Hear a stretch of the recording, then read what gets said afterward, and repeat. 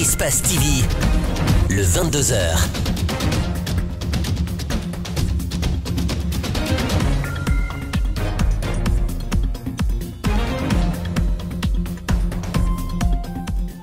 Vous êtes sur Espace TV, mesdames et messieurs, merci de votre fidélité, bienvenue à toutes et à tous.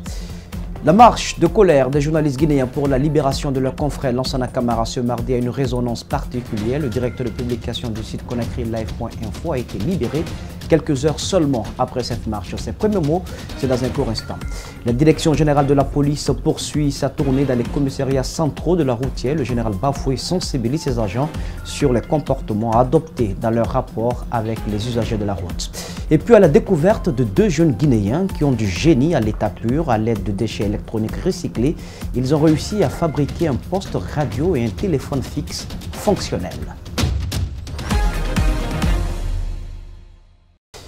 Ils ont manifesté ce mardi au cœur de la capitale guinéenne pour protester contre la détention arbitraire du journaliste Lansana Camara, directeur de publication du site Conakry Live.info. Sur les pancartes, les banderoles, on pouvait remarquer la détermination des journalistes de la presse privée et publique à réclamer la liberté de leurs confrères détenus depuis une semaine à la maison centrale de Conakry. Nos reporters Abdourahmane Ba et Ibrahima Sori 5 Soma étaient sur place.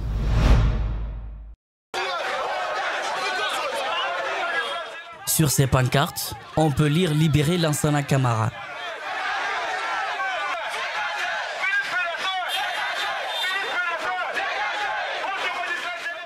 Les journalistes manifestent un soutien à leurs confrères détenus à la maison centrale de Conakry.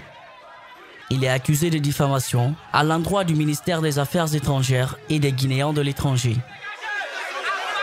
Il n'y a pas de détention préventive en matière de diffamation. Il y en a pour certains cas, mais pas pour la diffamation. C'est très clair, la loi est très claire là-dessus. Il s'agit là d'une loi organique qu'on est en train de violer. Et par qui? De surcroît par des magistrats de la République. Ces manifestants réclament la libération immédiate du journaliste détenu, mais interpellent aussi la justice sur plusieurs cas d'exaction à l'endroit des journalistes. En juin 2018, Mamadou Saliou Diallo, journaliste et fondateur du site d'information générale Les Nouvelles de Guinée.com, sur instruction express du ministre guinéen de la Justice, garde des Sceaux, Cheikh Sako a été écroué durant 3 semaines à la maison centrale de Conakry. Si toutefois rien n'était fait pour la mise en liberté du journaliste Lansana Camara, le syndicat de la presse privée comptait user d'autres moyens de pression. Le journaliste a une autre maison, ce n'est pas la prison. Nous demandons la libération immédiate et sans condition de notre confrère. Et nous allons poursuivre ces actions vigoureuses. Qu'ils soient libres ou pas, nous ferons nos actions pour dire à ces gens, trop c'est trop. La détermination des journalistes a fait son effet. Quelques heures seulement après la marche de contestation, le journaliste Lansana Camara a été relâché. Il bénéficie à Printemps d'une mise en liberté provisoire pour suivre la procédure normale dans le dossier où il est poursuivi par le ministre des Affaires étrangères pour diffamation. L'administrateur général du site Conakry Live.info a remercié l'ensemble de la corporation. Il est rassuré au même moment qu'il continuera à exercer son métier en toute indépendance. Il est au micro de Malik Sangiana Camara et de Tierno Sadouba. J'avoue que le séjour n'a pas été tellement rose quand on sait que les conditions de détention dans nos prisons ici en Guinée. Mais lors de mon séjour et durant toute cette semaine, ce qui m'a motivé davantage, c'est les mobilisations ou la mobilisation de toute la presse, de mes confrères, de tous les bords et de tous les organes pour ma libération. Cela a été un réconfort moral. C'est vrai que la procédure continue quand même son cours, mais ma liberté était fondamentale pour me retrouver parmi les journalistes et dans ma famille et pour pouvoir justement continuer avec mon avocat l'autre partie de la procédure. En attendant, j'ai dit encore une fois merci à tous ceux qui se sont mobilisés. J'ai fait cet article-là et je l'ai publié en estimant simplement que j'étais journaliste, j'ai mené des enquêtes et je pouvais le faire. Ce n'est vraiment pas dans l'option ou dans l'optique ou en tout cas dans la volonté de nuire qui que ce soit. Mais comme vous le savez, vous êtes journaliste, notre travail quotidien consiste à faire la recherche de l'information. Et quand nous sommes rassurés que ce que nous cherchons comme information est fiable, nous la publions. Et nous la publions pour alerter les autorités à tous les niveaux pour prendre des dispositions. Ce n'est pas pour dire que votre tête me plaît ou pas, ou je suis contre vous. Non, on ne règle pas des comptes dans la presse, mais nous publions les informations qui nous semblent être des informations fiables. Même si quelquefois, nous nous trompons, on nous manipule, etc. Mais de mon expérience aussi, j'ai estimé que c'était une information qu'il fallait publier et c'est ce que j'ai publié. Ce qui vient de se passer doit être plutôt un motif pour moi et pour les autres journalistes à continuer à travailler. Il n'y a pas qu'en Guinée. Je pense qu'ailleurs on interpelle les journalistes, ça fait partie aussi de notre métier. Mais cela ne devrait pas nous démotiver. Revenons sur la nouvelle charte qui régit désormais le fonctionnement de l'opposition républicaine. Pour être membre de cette plateforme politique, des principes sont à respecter. Servir le pouvoir et être de l'opposition ou avoir des positions floues ne seront plus acceptés selon cette nouvelle charte. Malik Sengana Kamara, Tierno Sadouba nous donne des détails. Ce document vient d'être élaboré par l'opposition à la suite d'une retraite à Kindia. Cette charte définit désormais les conditions d'adhésion des partis au sein de l'opposition républicaine. La Constitution dit qu'il est membre de l'opposition celui qui ne soutient pas le gouvernement en quelque forme que ce soit. Ça, c'est l'article 30 de notre Constitution qui dit ça, la charte des partis politiques.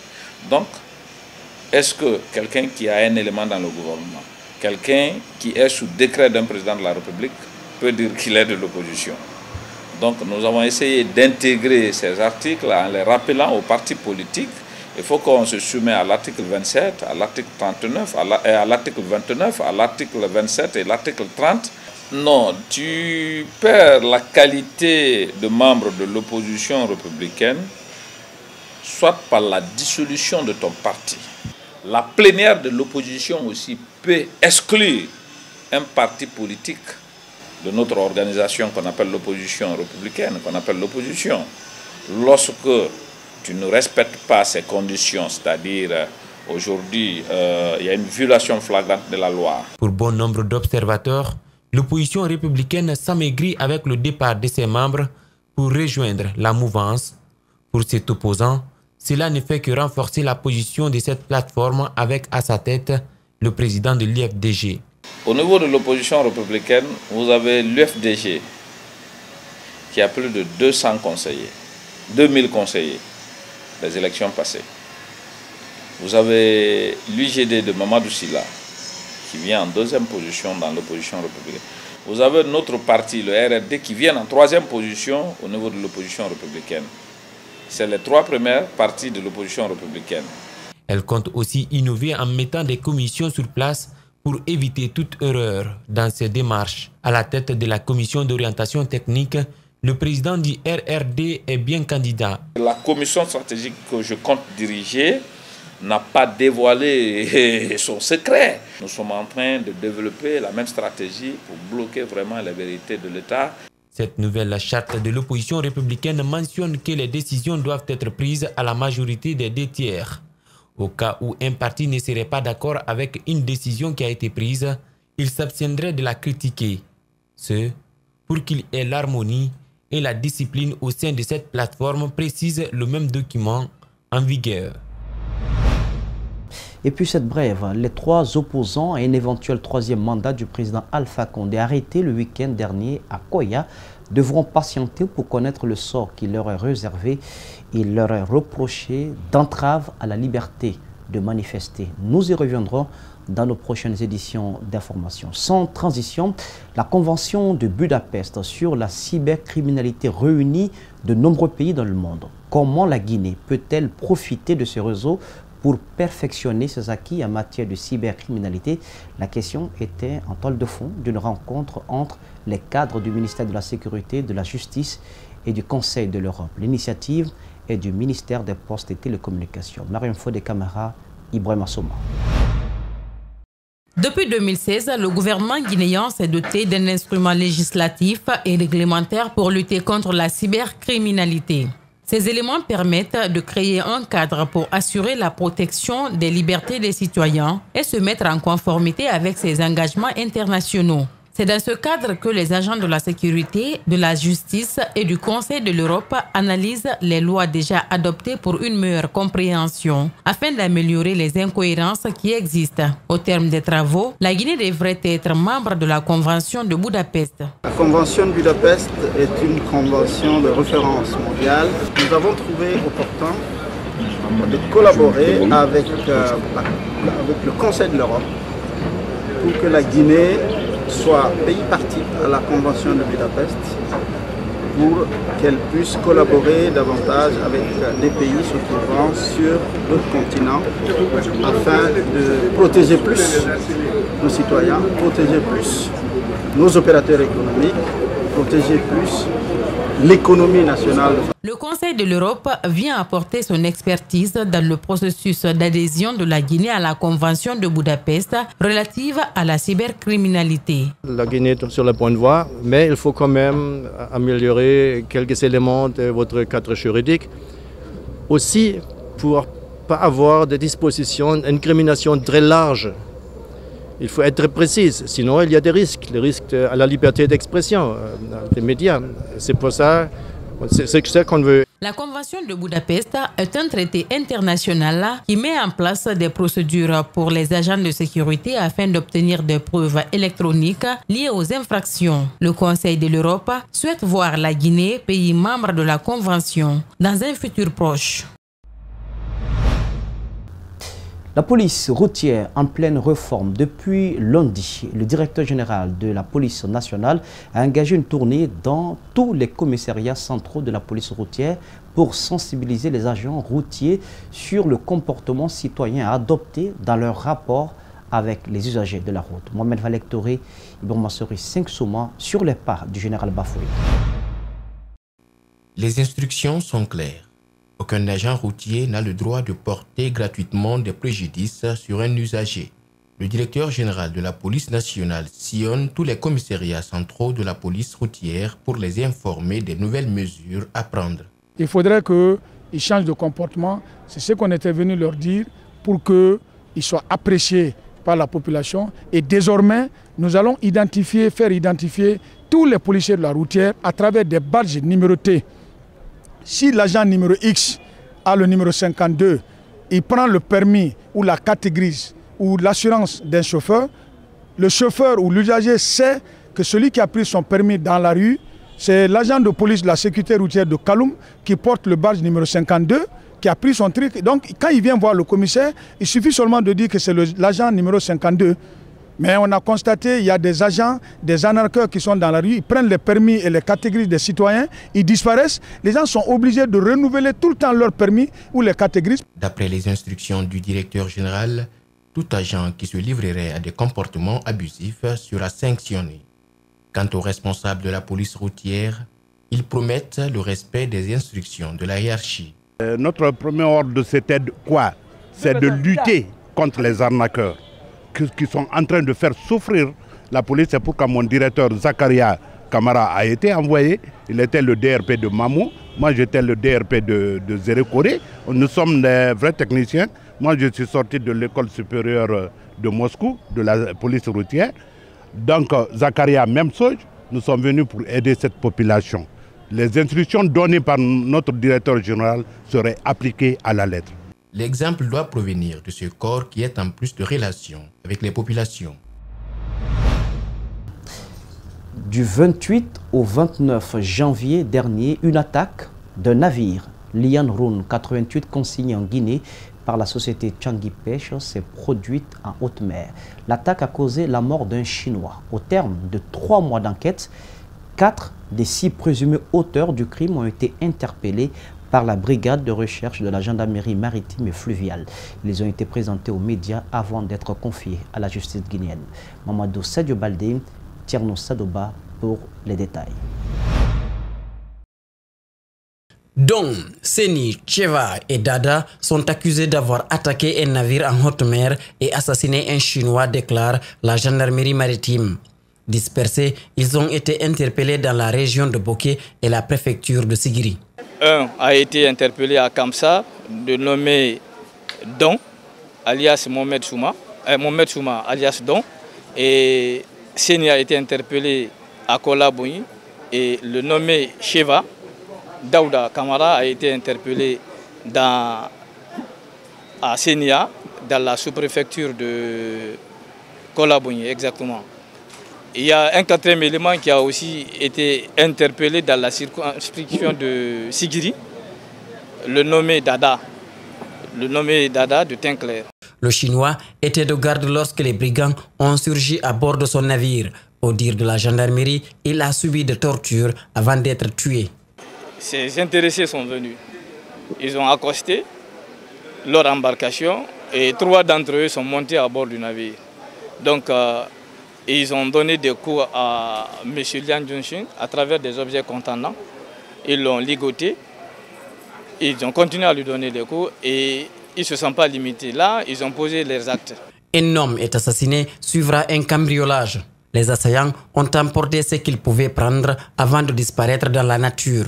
Ils ont fait l'opération en prenant 10 cartons de gants qui permet aux membres de l'équipage, puisque le navire cargo venait apporter des équipements au navire de pêche qui appartenait à la société Tiangi. Et ils ont pris également des bouteilles de gaz et des raccords. La préfecture maritime interpelle tous les départements concernés d'équiper la sécurité pour qu'elle soit prompte dans l'intervention, si nécessaire, dans les enquêtes. Retour à Koronti, le long des rails du petit bateau où des maisons de fortune ont été détruites il y a quelques jours par le ministère de la Ville. Les victimes de la casse dorment à la Belle Étoile. Leur activité principale, la pêche artisanale, a pris un sérieux coup. Ils crient à l'injustice et pointent du doigt la manipulation d'un Libanais qui serait le prochain bailleur des lieux. Plus de détails avec Alcini Bari, Yacouba Traoré. Les bordures des plages sont désormais visibles. Le sable fin, facile à contempler. Une semaine après les démolitions des baraques, les familles sont bel et bien présentes. Certaines y passent la nuit, le long de ces rails, sans abri. Les plus téméraires continuent à plier bagages. J'ai eu 13 enfants ici. Ils sont tous dispersés dans le quartier. Je ne suis qu'avec mon mari. Mon souci est d'avoir un lieu où m'installer pour soutenir mes enfants parce que 3 d'entre eux ont terminé les études et n'ont pas eu de boulot et les autres font le petit métier.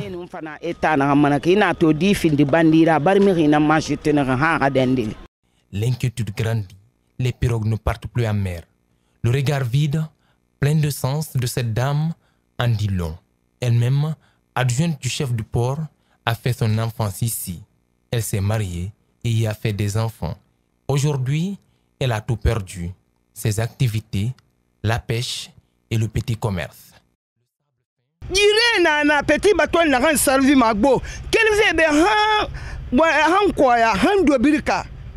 Ces petits bateaux qui ravitaillent beaucoup de lieux ici en poisson. D'ici jusqu'à Koya, en passant par Dubreka, le Fouta, Mamou, Pita ou la forêt. C'est ici qu'ils s'approvisionnent en poissons. Dans cette ambiance, comme à Kapororaï, certains jeunes sont sur le qui-vive. Ils cherchent à récupérer les objets recyclables. Les pêcheurs, désormais sans emploi, crient à l'injustice et à la manipulation des patrons de pêche, guinéens et étrangers. On nous charge pour donner aux Libanais. Là où tu vois, c'est pour Siao. L'autre côté, c'est pour Tiagi Pêche. Pourtant, c'est nous qui sommes les premiers à nous installer depuis le temps de Sékou Touré. Dans cette atmosphère, la police verte a installé une brigade. Ce mardi, c'est le début du grand assainissement sur les lieux. L'objectif principal de cette opération de déguerpissement est d'agrandir le port.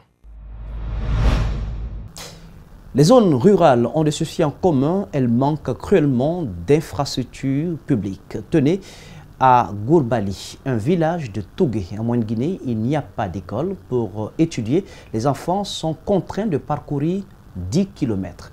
Il n'en fallait pas plus pour décourager de nombreux parents qui ont préféré du coup inscrire leur progéniture dans les écoles coraniques et à la disposition des travaux champêtres. Une situation inacceptable selon les ressortissants de cette localité. Le retour de Tougué, voici le reportage de Djibril Ba et d'Alseni Kamara.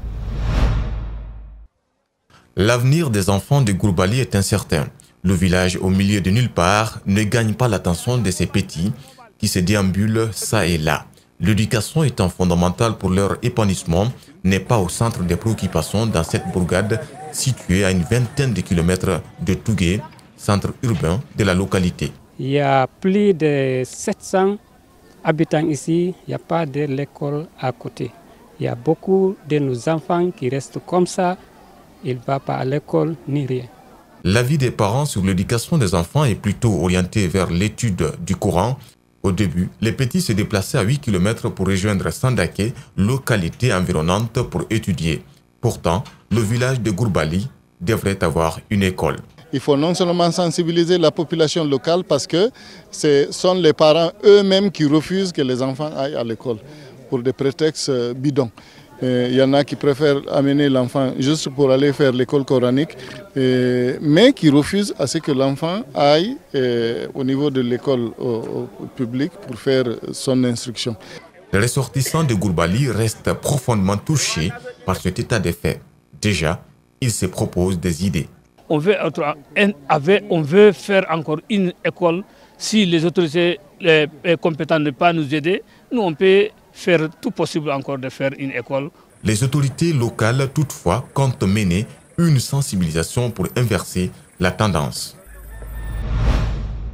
Il y a du génie à l'état pur en Guinée, mais non valorisé par les pouvoirs publics. Deux jeunes déscolarisés, mais qui ensemble ont réussi à mettre en place quelque chose d'extraordinaire. Mamadou Adama, Alassane Ba, deux jeunes Guinéens ont fabriqué une radio et un téléphone fixe capable d'émettre des appels. Un exploit réussi grâce au recyclage des déchets électroniques. Voici les explications de Mamadou Seliouba et d'Amara Alexila. Alassane et Adama sont deux amis originaires de l'Abbé. Ils travaillent ensemble depuis très longtemps. Ce qu'ils s'apprêtent à nous montrer est digne d'un film de science-fiction.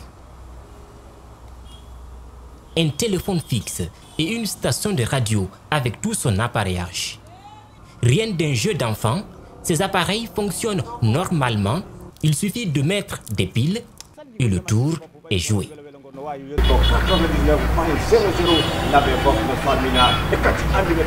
C'est à travers des matériaux recyclés, c'est les déchets électroniques, je suis parti ramasser ça.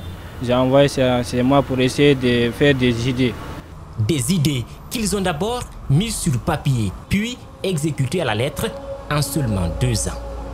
Le téléphone fonctionne avec une carte SIM. Il a une autonomie d'1 semaine. Très différent des autres, cet appareil marche avec l'écran d'un téléphone portable. Les touches sont made in Guinée. C'est un téléphone gâté que j'ai ramassé ça dans des poubelles, j'ai envoyé ça. Maintenant, le téléphone que j'ai ramassé, il n'y avait pas de coque. Donc, j'ai fabriqué mon propre coque. Maintenant, à travers le téléphone là aussi, j'ai fabriqué mon clavier. Et puis, j'ai fabriqué les décroches. Maintenant, j'utilise le réseau Orange. Bien sûr, il faut recharger son compte pour appeler. Mais la radio, avec sa fréquence 99.0 FM, n'a pas besoin de licence. Elle émet jusqu'à 4 km. C'est bien possible de faire la synchronisation. L'idée de créer cette station de radio vient d'un constat. Je suis parti dans mon village natal. Maintenant, je suis assis chez moi. J'ai pris un poste récepteur. Il y a des informations qui passent sur la radio, espace comme ça, que je n'arrive pas à capter. Donc, je me suis dit de faire mon propre station. Comme ça, je vais essayer de capter la fréquence d'espace. Comme ça, je vais essayer de synchroniser sur ma radio et puis les gens aussi vont écouter. Aujourd'hui, les deux amis servent à Tarambali, un village situé à 12 km de l'Abbé. Ils diffusent à travers leur radio les journaux des autres stations. Ils font passer aussi des communiqués. Leur ambition est de dépasser les 4 km de couverture. Mais cet objectif nécessite des moyens. On a besoin de 10 tuyaux de cuivre, 15 tuyaux de fer, maintenant 45 mètres de fil, amplificateur du son, mixeur de son, maintenant groupe hydrogène, puisque là on travaille avec des piles basse tension, Maintenant, on a besoin de stabilisateurs, contrôleurs de voix et puis microphone par Wi-Fi. Auparavant, les deux amis avaient fabriqué des avions et des voitures pour enfants. Ils ont arrêté les études par manque de moyens. À travers les déchets électroniques, ils comptent bien changer le monde.